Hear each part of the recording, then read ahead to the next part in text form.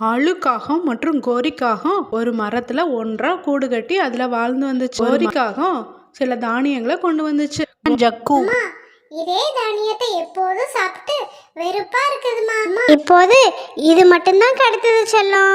இப்போதைக்கு இதை சாப்பிடு. உனக்கு பிடிச்ச பழங்களை நான் இன்னொரு நாள் வாங்கி தரேன். அப்போ ராணா குருவி பறந்து வருது.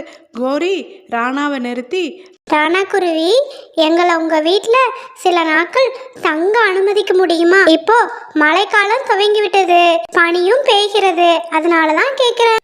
எங்களால இந்த பனியிலையும் மழையிலையும் வெளியில இருக்கவே முடியல. அதனாலதான் ஒரு வீட்டுல இருந்தா நல்லா இருக்கணும். கவலைப்படாதே கோரி அக்கா, நான் உனக்கு ஒரு வீட்டை தருகிறேன். நீங்க அங்கேயே தங்கிக்கங்க.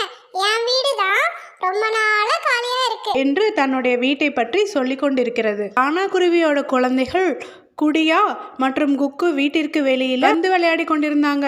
வெளியில மிகவும் குளிரா இருந்துச்சு. ஏன்னா லேசா பனியும் பேஞ்சிட்டு இருந்துச்சு. குடியா குக்கு, நீங்கள் இருவரும் ஏன் வெளியில பனியில விளையாடுறீங்க? குளிர்ல விளையாடுவது உடம்புக்கு நல்லதில்லை. உடல்நிலை சரியில்லாம போயிடும். சீக்கிரமா உள்ள வாங்க என்று சொல்லிச்சு ராணா குருவி. அப்போது அங்க ஜக்கு வந்தது. லே லே லே லோ லே லே லே லோ. இந்த பழம் மிகவும் சுவையா இருக்கும். காட்டுல இருக்கும் மற்ற பறவைகளும் இந்த பழத்தை தான் விரும்பி சாப்பிட்றாங்க. நானும் இதை தான் சாப்பிட போறேன். லே லே லே லோ லே லே லே லோன்னு சொல்லிட்டு அங்கிருந்து கிளம்புச்சு.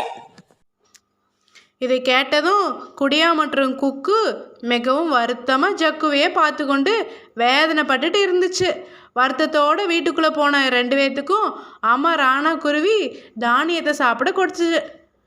குடியா மற்றும் குக்கு 2 பேரும் சாப்பிடுங்க. அம்மா, நாங்களும் இதே தானியத்தை எப்போதும் சாப்பிட்டு வெறுப்பா இருக்கு. எங்களுக்கும் புதிய சுவை தேவைப்படுது. நாங்களும் அந்த ஜக்கு கொண்டு வந்த பழத்தை போல சுவைக்க ஆசையா இருக்கும் அம்மா என்று சொல்லிக்கொண்டு அழுதது. இப்போது ஏன் அழுகிறாய் மகனே? உனக்கு என்ன நேர்ந்தது? முதலில் அழுகையை நிறுத்து. நான் இன்று மாலை உங்களுக்கு அந்த பழங்களை தருவேன். இப்போது இந்த தானியத்தை சாப்பிடுங்கள் என்று சொன்னதும் குருவிகள் இருவரும் அந்த தானியத்தை சாப்பிட்டனர். குருவிகள் மாலை வரை அந்த பழத்துக்காக காத்திருக்கின்றனர். ராணா குருவி தான் சொன்னதை செய்வதற்காக வீட்டில் இருந்த கொஞ்சம் பணத்தை எடுத்துக்கொண்டு ரீட்டா கிளியிடம் மாம்பழம் வாங்க செல்கிறது. பறந்து போய் காட்டின் முடிவில் இருக்கும் சந்தையை அடைகிறது. விலை உயர்ந்த மாம்பழங்கள் விற்பனைக்கு வந்துள்ளது. சுவை அமோகமாக இருக்கும்.